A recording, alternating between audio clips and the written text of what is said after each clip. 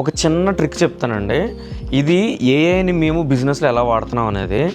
ఇది మీరు తెలుసుకుంటే మీ హాల్లో ఏ టైప్ సోఫా కావాలి, ఎక్కడ ఏ కలర్ వేస్తే బాగుంటుంది అనేది తయారు చేసి మేము పంపాక కదండి మీరు ముందే తెలుసుకోవచ్చు.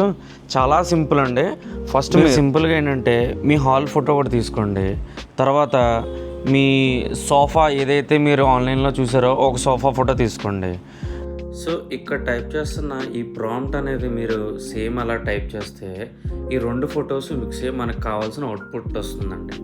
సో ఇప్పుడు ఇలాగ ఒక ఫోటో జనరేట్ చేస్తుంది. సో కార్పెట్ చూసారా, carpet, sofas, back wall paper, hall ఇది మీ హాలే కానీ సోఫాస్ మీవి కాదు. ఇది ఒక ఇలాగా చూపిస్తుంది. ఫర్ ఎగ్జాంపుల్ దీంట్లో మీరు కలర్ మార్చుకోవాలనుకుంటున్నారు. ఇప్పుడు ఓన్లీ కలర్ చేంజ్ చేయడానికి ప్రాంప్ట్ మాత్రం ఇస్తాం.